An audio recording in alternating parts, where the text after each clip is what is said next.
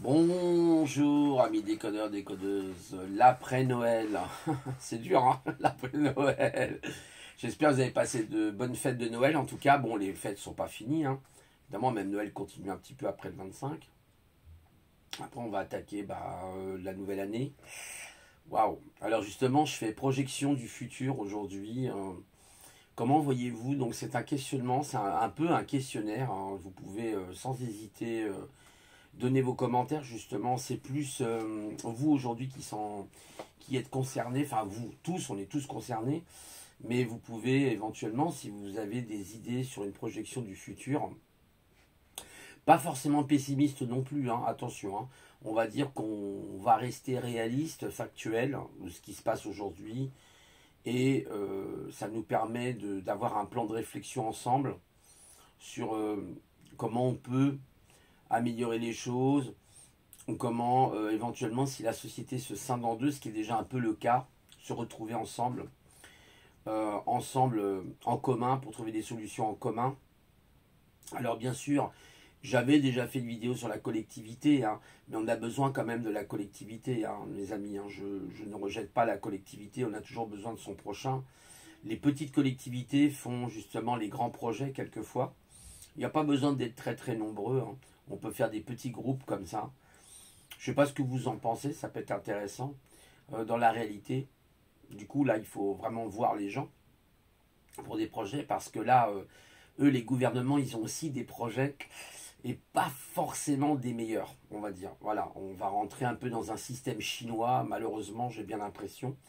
Vous savez comment ça se passe en Chine avec ce qu'on appelle, alors bon, là, librement en France, on peut encore en parler, parce qu'en Chine, je ne pourrais pas vous parler comme ça, hein. Je vous le dis tout de suite.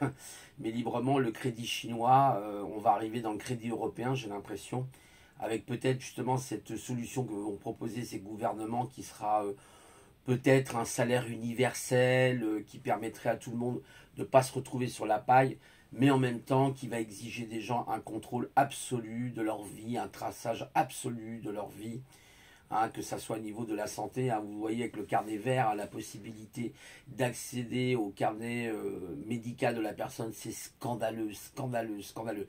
On arrive vraiment, vous savez mes amis, dans un monde communiste. Là, le communiste international, globaliste du nouvel ordre mondial. C'est vers ça qu'on va tendre, hein. Vous le voyez déjà avec le projet de loi global, hein. Il y a pas, voilà, déjà beaucoup de gens ont été manifestés, pas assez malheureusement. Et il faut surtout trouver des actions. Il ne suffit pas de manifester, il faut contrecarrer les gouvernements par des actions intelligentes.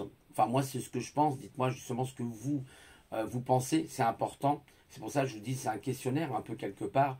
Si vous avez des idées, n'hésitez pas à les transcrire. J'y réfléchirai, pourquoi pas, les noter sur un carnet et voir si on peut trouver des solutions communes, communs. Parce que notre monde est en train de basculer dans l'inconnu, mais totalement dans l'inconnu, notamment à partir de 2021 et même à partir de demain avec la vaccination. On va voir comment ça se passe, mais j'ai bien peur, mes amis, que hein, quand on met l'adrénaline dans les EHPAD, ça sent pas très bon tout ça. Et je crois que malheureusement, voilà. Alors moi j'ai discuté, vous voyez, c'est personnel, hein, certes c'est un peu personnel, j'ai discuté avec mon oncle. Mais j'étais estomaqué, quoi. Enfin, alors après, c'est son point de vue personnel. Monsieur veut se faire vacciner. Je lui dis, écoute, tu prends des risques. Tu prends des risques. Libre à lui. Mais je l'ai prévenu. Alors il m'a répondu, ah mais non, non, en gros, en fait, si je peux vous la faire, dans la télé, c'est pas... Mais je dis, arrête de croire la télé. Ouvre tes yeux ailleurs. Arrête de lire Le Point. Arrête de lire L'Express. Tous ces journaux vendus comme Le Monde, etc. Prends à la limite Courrier International si tu veux t'informer. Voilà, Courrier International qui peut être beaucoup plus intéressant. Mais arrête de trop t'informer sur des journaux mainstream. Eh ben non, les gens sont complètement lobotomisés. Bon, lui, il habite dans le 16e arrondissement, vous imaginez bien. Bon, après, je ne vais pas cracher du feu sur lui, hein, voilà, c'est mon oncle, mais ça me fait mal au cœur, parce qu'il peut lui arriver, il a quand même 86 ans, quelque chose. Je lui dis, tu prends d'énormes risques. Il me dit, oui, mais j'ai une bonne santé. Je lui dis, oui, mais avec l'ARN, fais très attention quand même, sois prudent. Voilà, bon, chacun fait ce qu'il veut, libre à lui après hein, de faire ses choix. Mais vous voyez que la société est en train de se scinder. Dans les familles, je suis sûr qu'il y a des familles qui se sont disputées pour Noël, concernant justement, est-ce qu'on doit mettre les masques, pas les masques, est-ce qu'on doit garder des distances sociales raisonnables ou pas, est-ce que l'on doit faire le vaccin ou pas. Vous voyez, tout ça, ce sont des sujets clivants. Et les élites en profitent, hein. Ils se font un beurre énorme, ils mettent du beurre dans les épinards, vous voyez mes amis. Donc c'est pas simple, c'est pas simple. C'est pour ça la projection future, qu'est-ce qu'elle va être pour nous? J'ai l'impression que dans le pire des scénarios, vous savez, ça rappelle certains films. C'est genre Dailymotion Man, c'est Equilibrium avec Christian Bale. Je ne sais pas si vous avez vu ce film, regardez-le, vous allez voir, il est passionnant, il est intéressant et il est vraiment, il montre bien un futur possible de notre humanité avec des gens qui s'injectent tous les matins, ils ont une espèce de, vous savez, de piqûre automatique là, qui se mettent au niveau du cou et ils s'injectent une hormone pour pas qu'ils aient de sentiments, vous imaginez? Pour pas qu'ils aient de sentiments, pour pas qu'ils aient des projets créatifs. Voilà le monde, voilà, j'ai l'impression en tout cas, une de ces facettes qu'ils nous proposent. Alors évidemment, ça ne se fera pas en 2 mois ou en 3 mois, mais dans les 5-6 prochaines années, oui, on y sera les amis. Dans peut-être 10 ans, au grand maximum, on y sera dans ce modèle sociétal, vous savez. Bienvenue à Gattaca, Minority Report, on sera capable d'anticiper si éventuellement vous risquez d'aller voler dans un magasin, on sera capable d'anticiper si vous voulez tuer quelqu'un, enfin je veux dire, vous défendre, parce que je veux dire, c'est complètement fou, imaginez un monde pareil, mais c'est le cauchemar, c'est en fait Orwell c'est rien à côté, George Orwell, 1984, mes amis, c'est rien. C'est là, c'est du puissance 10 000. Vous voyez, c'est énorme ce qui est en train de se mettre en place. Et ce qui est déjà fait, déjà dans certains pays comme la Chine. Comme la Chine, là, je regardais les Américains qui disaient oui, la Chine est un pays communiste avec notamment le Parti communiste chinois qui empêche la liberté d'expression. Par exemple, aux Chinois, regardez ce qui s'est passé pour le Covid. Il y a eu certains chercheurs en Chine, eh ben, on ne les a jamais retrouvés. Il y en a, on les a peut-être fait en sorte qu'ils se suicident. Il y a eu un chercheur, j'en avais parlé la dernière fois, qui avait trouvé le remède, qui a été assassiné, qui a pris 4-5 balles. Et son prétendu tueur s'est ensuite assassiné. Mais on va vivre dans un cauchemar, mais vraiment mes amis, dans un cauchemar. Si ce modèle de société se projette, c'est pas terrible. C'est pour ça que je dis, est-ce que les gens qui vont être quelque part, qui vont refuser, mais littéralement refuser ce système, n'ont pas d'autre alternative. Alors bien sûr, on va parler des souverains qui est une alternative. Évidemment, je le conçois. Mais est-ce que cela suffira? On ne pourra pas rester isolé. Vous voyez ce que je veux dire? Parce que quand on est isolé, on est fragile. Obligatoirement, on est fragile. Voilà. Alors après, il faut aussi s'entourer de bonnes personnes. Parce que malheureusement, la nature humaine étant ce qu'elle est, même dans un système collectif, vous savez ce qui peut se passer. C'est pour ça que moi, je propose les petits groupes. Enfin, je sais pas, j'ai l'idée des petits groupes. Je trouve que c'est plus structurant. Hein, 4 personnes, par exemple, pas plus. On va pas dire 6 personnes. Parce que, alors peut-être un peu plus, je sais pas. Après, il faut voir les concepts. Hein, vous savez, moi, à une époque, quand j'étais formateur, je formais mes stagiaires en binôme. Et ils travaillaient super bien. Je les isolais pas, en fait. Vous voyez, je les faisais travailler en binôme. Ça veut dire quoi? Ça veut dire que le plus fort, qui a plus de compétences, aidait celui qui était plus faible. Donc, ce qui permettait de rattraper son retard à celui qui était plus faible. Et ça marchait très bien. Moi, j'ai fait un concept de binôme comme ça dans mes formations. Parce que je faisais de la formation, j'étais formateur en informatique. Donc, je formais sur un titre qui s'appelait l'AMEB, qui veut dire Agent de maintenance d'équipement bureautique. Et donc, je apprenais l'informatique en général, comment monter un ordinateur, quels sont les composants d'un ordinateur, quels sont les différents systèmes d'exploitation qu'on peut installer sur un disque, etc., qu'on peut exploiter sur un ordinateur. Je leur ai expliqué qu'un système d'exploitation, c'est comme un chef d'orchestre. C'est lui qui va manager l'écriture sur les disques durs, qui va lire dans la mémoire, qui va écrire dans la mémoire. Enfin bon, c'est tout un... Vous voyez, j'ai essayé d'ailleurs souvent d'imager, hein, pour que les stagiaires apprennent mieux. Parce que après, quand vous essayez de faire apprendre à quelqu'un des choses beaucoup trop complexes, hein, et linéairement, ça ne marche pas. Donc j'essayais toujours d'illustrer par des vidéos, par des images, vous voyez, un petit peu des schémas heuristiques, une idée centrale, ce que je vous ai parlé la dernière fois. Hein, voilà, c'est-à-dire le mind mapping en anglais, hein, qui est la pensée irradiante, ou la carte de l'esprit, si vous voulez. Et ça marchait super bien. Hein. Moi, mes stagiaires, ils étaient hyper contents. Moi, j'ai eu un groupe, quand je suis parti, ils ont pleuré. Ils m'ont dit non monsieur, il faut que vous restiez, on a besoin de vous, on a besoin de vous. Je dis oui, mais malheureusement, mon contrat prend fin. Je peux pas, c'est pas moi qui décide de le renouveler. Voilà, puis en plus ça se passait très mal dans le centre où j'étais, avec notamment la directrice. J'étais pas le seul, hein, croyez-moi. Hein. Voilà, donc ça c'est hein, le monde professionnel, hein, vous savez ce qu'il en est malheureusement. Alors bien sûr, il y a de bonnes entreprises, il ne faut pas non plus voilà, penser que toutes les entreprises ont de mauvais management, hein, c'est faux. Hein. Il y a des entreprises qui ont encore des bons managements, tant qu'ils ne sont pas des managements à l'américaine, parce que les managements à l'américaine c'est discutable. Voilà, bon, ça dépend dans quel domaine vous êtes. Mais pour revenir donc au sujet, voilà, quelle projection future devons-nous avoir? Alors bien sûr, certains me rétorqueront peut-être que bah, c'est pas très optimiste. La projection future, oui. C'est vrai qu'on va passer, je pense, un mauvais quart d'heure. Hein, vous savez, le fameux quart d'heure américain ou le quart d'heure, le mauvais quart d'heure. Mais il faut quand même rester optimiste aussi. Il ne faut pas tomber de l'autre côté. Il faut être équilibré. Hein, là, toujours, moi j'explique toujours la voie du juste milieu, comme dirait Confucius. Cette voie du milieu qui nous rend fort mentalement, justement, qui ne nous laisse pas rentrer dans notre émotionnel. Parce que là, beaucoup de gens, malheureusement, vont rentrer dans la panique, dans l'émotionnel, à partir de 2021, surtout 2021, mais même 2022, mais beaucoup plus, je pense, 2021. En tout cas, ça ne va pas être simple. Hein, il y a des choses qui sont en train de...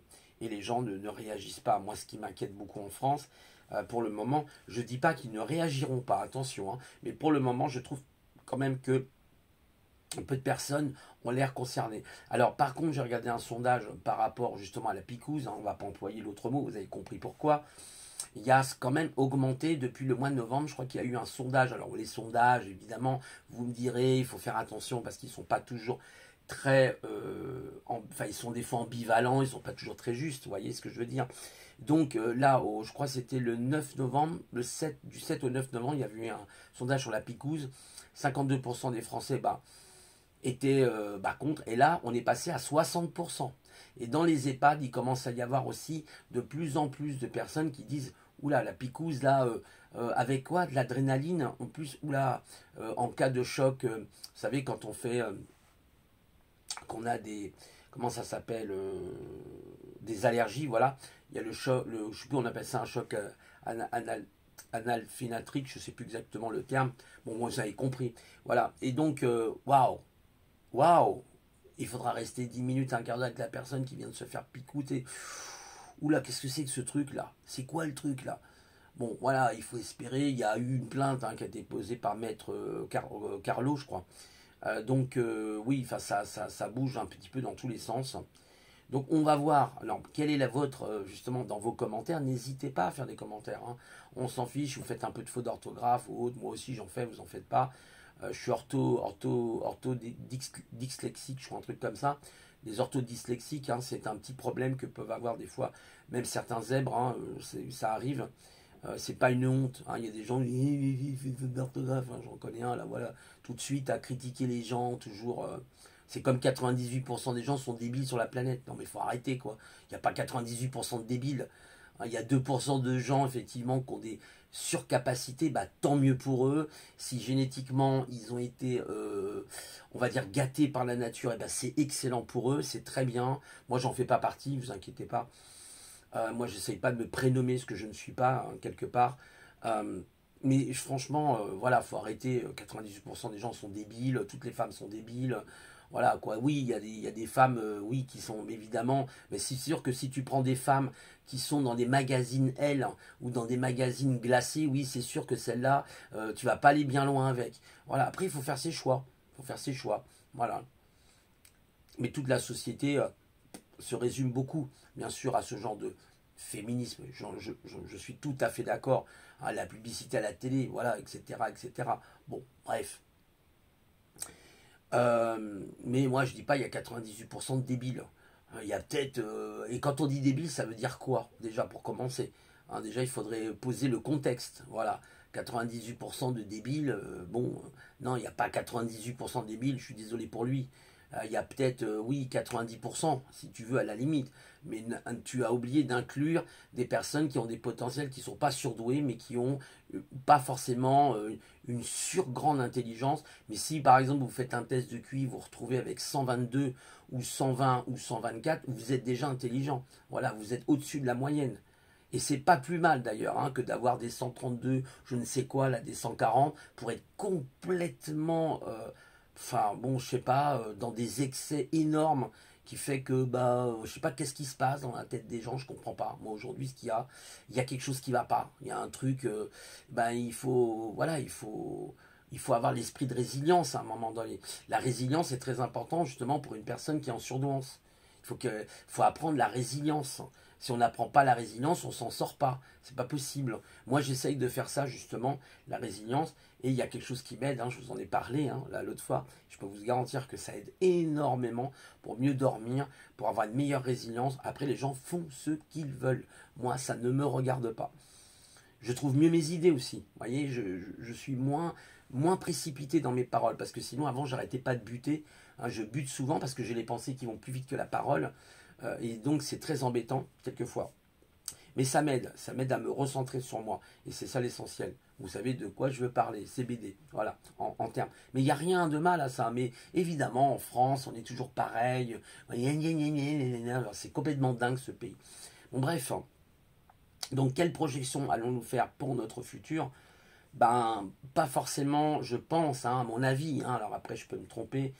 Pas forcément terrible, quelque part.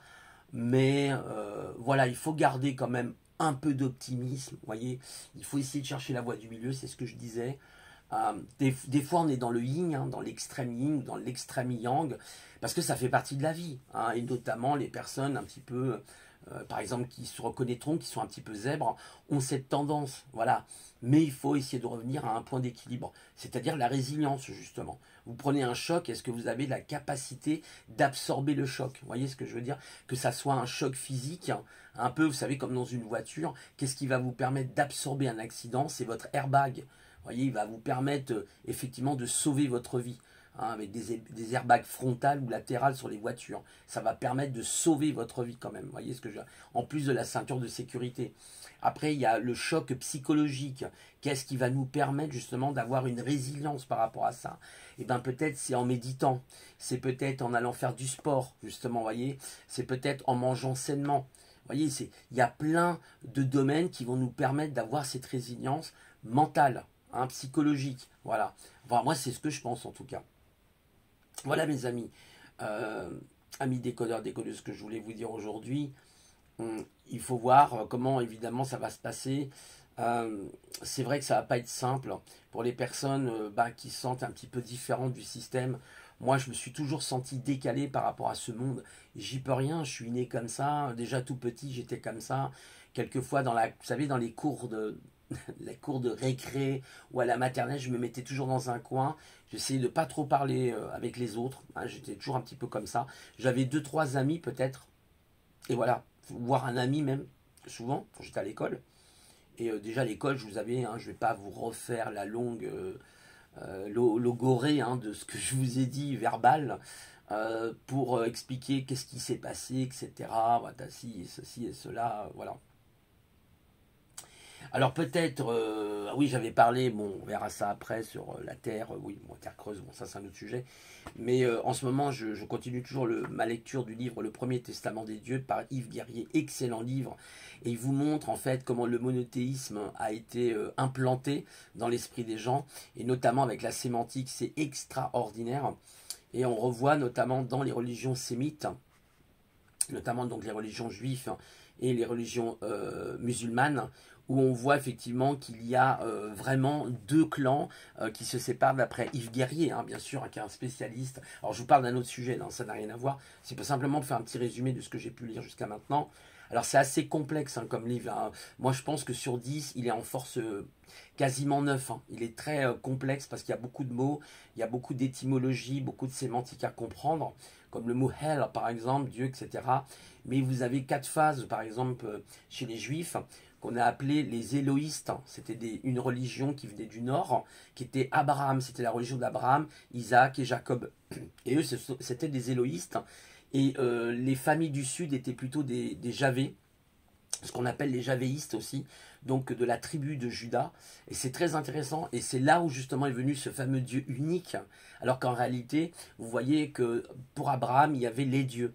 Et d'ailleurs, Voltaire, c'est très surprenant, j'ai lu justement dans le livre que Voltaire avait repris, je crois, je sais plus, alors je vais essayer de vous retrouver la page, vite fait. Donc je fais un petit résumé très rapide, par contre, il faut que j'essaye de retrouver, je crois que c'est là. Du coup, j'ai pas mes lunettes là, je vais essayer de me débrouiller. Hop, on va allumer la lumière ici. Et voilà ce que disait, alors attendez, justement Voltaire, c'est très intéressant. Il dit, voyez, le premier en France, Voltaire lança le pavé effectivement dans la mare donc catholique au chapitre Genèse de son dictionnaire philosophique. Et voilà ce que disait Voltaire. Alors voilà ce qui nous est dit. Au commencement, Dieu créa effectivement le ciel et la terre.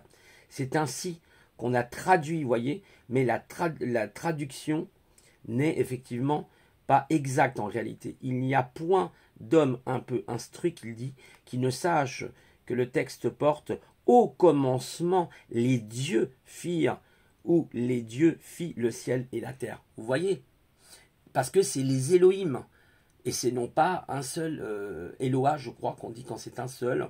Et donc, vous dites, voyez, tous les mensonges qu'on raconte, sur, même concernant la Bible. C'est-à-dire, il y a eu une transcription qui a été faite qui est mauvaise. Ouais, c'est pour ça qu'il faut lire. Et ce livre-là est passionnant, hein. Moi, je vous conseille vraiment ce type de livre. D'ailleurs, il y a une biographie derrière, ensuite, avec plein de livres, justement. J'avais lu ça tout à l'heure sur les biographies, par ordre alphabétique. Il y a des trucs vraiment très, très intéressants. Un mythe moderne, vous voyez. Un mythe moderne de Gallimard Paris, c'est de Jung, la religion sumérienne. Vous avez plein de bouquins très très passionnants. Moi je me suis accroché à ça, je ne sais pas pourquoi. Ça c'est typique un petit peu aussi des fois des zèbres. Quand on s'intéresse à un sujet, on va à fond, mais vraiment à fond. Et là je me sens vraiment concerné par le sujet. Je me sens intégré dans le sujet. Et vous voyez, je vous en parle avec passion. Voyez. Et puis des fois je vais pouvoir lire autre chose qui ne va pas du tout accrocher. Mais pas du tout. Voilà, bon ça c'était le résumé un peu du livre, hein. On est passé un petit peu en dehors du sujet, vous savez, vous me connaissez maintenant. En tout cas, réfléchissons pour revenir à notre sujet, à notre thème principal, de quelle serait notre projection de l'avenir. Si vous avez des idées, n'hésitez pas à les transcrire dans les commentaires, hein. N'hésitez pas, mes amis décodeurs et décodeuses. C'est pour ça que j'aime bien ce terme décodeur, décodeuse, parce que ça permet aussi à vous de rentrer. Vous voyez, je vous fais participer. Moi, j'aime pas être celui qui centre tout vers lui, dans une espèce d'égocentrisme excessif, etc. Bien sûr, on a tous de l'ego. Ça fait partie un petit peu de la vie, c'est comme ça. Mais il faut savoir le maîtriser et savoir le mettre à sa bonne place. Voilà. Donc, je dirais que il est intéressant de réfléchir à cette notion. Vous voyez, j'essaye de partir dans un concept positif aussi. Je ne suis pas toujours quelqu'un voilà, qui est sur les nerfs ou autre. Donc c'est pour ça que je dis des fois, prenez des choses qui vont vous aider justement. Ouais, et moi, ça m'aide, j'ai trouvé un petit peu ma béquille, hein, qui me permet de m'aider. Évidemment en France, c'est pas autorisé par, vous savez, les agences médicales, les agences de mise sur le marché, etc. C'est comme les AOP, ça. Donc, enfin, c'est vraiment hallucinant ce pays. Il va falloir que ça change, pas possible. On va pas continuer comme ça. On va pas continuer comme ça. Voilà, alors je vois que pour parler d'un autre sujet, je vois que les gilets jaunes, d'ailleurs c'est un petit peu dans la même ligne, que les gilets jaunes continuent. Moi, il y a des gilets jaunes personnellement que j'apprécie beaucoup. Alors après, il y en a qui disent oui, mais les gilets jaunes, ok, d'accord, bon, on peut être critique, hein. Alors déjà, il y a les gilets jaunes constituants, ils sont intéressants. Ils parlent des banques, justement, du problème des banques. C'est très intéressant. Là, vous allez voir, avec les sociétés en faillite, pour faire un petit encarté, là, vous allez voir ce qui va se passer avec les banques, là, les amis, hein, pour janvier, février, mars, etc. Parce que les banques vont pas être très contentes, hein. Il va y avoir beaucoup d'impayés, de gens qui pourront plus payer leur crédit. Pourquoi? Parce que les petits commerçants qui ont fait des emprunts auprès des banques, comme on a fermé avec cette histoire de folie, hein, voilà, de confinement, ils sont devenus fous. On a des fous à la tête de ce pays, des malades mentaux, mais vraiment des gens, ou alors ils le font exprès, c'est pas possible. Ils sont très intelligents, ils le font exprès. Je sais pas quelle option choisir pour eux, mais c'est catastrophique. Donc ces petits commerçants vont fermer, des artisans risquent aussi de fermer par la même occasion, vous voyez ce que je veux dire, des cafés, des bars, des restaurants, des magasins d'alimentation même.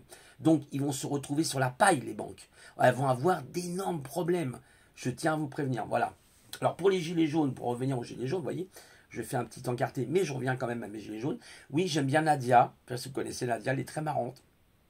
Une petite dame un peu ronde et tout, qui a plein de caractère, qui est très franche et tout, j'aime beaucoup.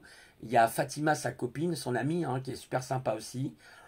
Fatima me fait rire avec ses masques, elle a repris d'ailleurs, enfin elle a repris, bah, comme tout le monde, elle a vu les masques pour les peintres, le masque pour se protéger des radiations, etc. C'était très très rigolo. Il y a Alain que j'aime bien, qui est un chauffeur de taxi, que je trouve assez sympathique, il est souvent avec Rémi, vous savez, réserve APPS, un réservoir application. Rémi que j'aime beaucoup, je me demande si Rémi n'a pas des difficultés, ce monsieur, parce que je le vois, il est souvent à filmer dans la rue. Est-ce qu'il a un lieu, il a un lieu dit, est-ce que, je sais pas, il est souvent avec Alain, j'ai remarqué aussi. C'est un monsieur, franchement, soutenez-le, parce qu'il fait un énorme travail, je pense, pour faire passer le message un peu des Gilets jaunes, mais pas que le message des Gilets jaunes, hein. Il a interrogé, par exemple, des restaurateurs, des barman et tout, hein. Les gens, ils en peuvent plus, là. Il va falloir trouver une solution. Moi, la solution, c'est déjà de sortir de l'Europe. Personne vous dit que, regardez, pour l'histoire de la picouse, c'est l'Europe. C'est l'Europe, en réalité. Voyez, et personne va à Bruxelles. C'est là-bas où il faut aller, surtout. Voyez, parce que, bon, bah, Macron ne fait qu'exécuter une feuille de route. Il a une feuille de route, il met cette feuille en route, voilà, de route, elle est là, et puis il applique les différents commandements qu'il reçoit. Bah, c'est tout, c'est pas autre chose, les amis. Parce qu'au-dessus, comme on dit, la main du dessus est supérieure à la main du dessous. Et vous n'allez pas mordre la main qui vous nourrit. Voyez, c'est comme ça, c'est comme ça. C'est de bonne guerre. Donc, c'est des histoires d'argent surtout. Donc voilà, donc il faut réfléchir à ça. Et donc les gilets jaunes, oui, moi je dis, alors certains disent oui, mais ça sert à rien. Ok, c'est vrai, ça peut paraître de servir à rien, mais il y a quand même cette espèce de petite résistance qui est là, hein. Il y a toujours les anciens qui sont là, qui résistent, et qui disent des choses sensées, des choses intéressantes. Alors quelquefois, on peut peut-être leur reprocher leur côté un peu trop émotionnel, ou un peu trop réactif, ou un peu trop... Mais oui, mais bon, ils sont vivants au moins. Hein, ils ne sont pas devant BFM TV, ou je ne sais quoi, CNews, à écouter des conneries. Voilà, donc la télé, éteignez-la, si vous pouvez, éteignez-la les amis. Quitte à ne pas en acheter du tout, c'est même encore mieux. Déjà, il faut savoir que la télé, vous pouvez l'avoir sur un ordinateur sans aucun problème, avec des produits comme Molotov par exemple, ou d'autres. Il n'y a pas de problème, il n'y a pas de souci, il y a tous les logiciels pour ça. Voilà. Bon, la télé, évitez. Hein, évitez parce que c'est très anxiogène en ce moment. Et là, vous allez voir, ça va être encore plus anxiogène pour 2021. On va avoir toute cette bande de canards hein, qui vont nous sortir leur tas de trucs, et les cannes et les dindes aussi, voilà. Donc bref, avec ça, on va pouvoir faire une fête. Hein. La fête aux canards, la fête à la dinde et la fête à la canne.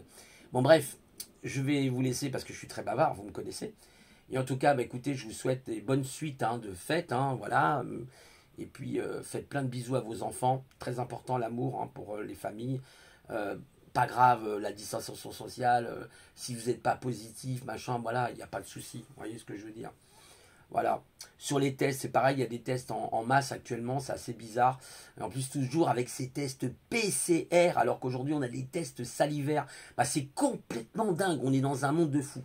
Bah, on demande si c'est pas fait exprès, quoi. Et en plus, l'inventeur du PCR hein, a expliqué qu'il ne fallait pas utiliser ces tests à lui, justement, qu'il a justement créé pour essayer de trouver des Covid ou des rhinovirus. Ça ne marche pas, qu'il dit. Voilà. Et le professeur Raoul l'a très très bien confirmé. En parlant du professeur Raoul, et puis après je vais vous laisser, il a écrit un livre que j'ai acheté qui s'appelle La science est un sport de combat, par le professeur Didier Raoul, justement, débat par l'un, effectivement, de nos plus grands chercheurs, évidemment, et maintenant, il va passer devant la cour martiale, hein, vous savez, l'inquisition, l'inquisition. On est en inquisition, hein. Quand vous voyez ce qui se passe actuellement, on est en pleine inquisition, comme elle a existé, vous voyez, au Moyen-Âge, et même au XVIIe siècle. Voilà, je vous laisse, les amis, et je vous souhaite à tous un bon week-end, voilà, et vous inquiétez pas, je referai un jour un live, vous en faites pas, on parlera d'autres choses, voilà, et puis, bah, bon courage à vous, allez, Au revoir à tous, amis décodeurs, décolleuses. Plein de bisous de Didier. Au revoir.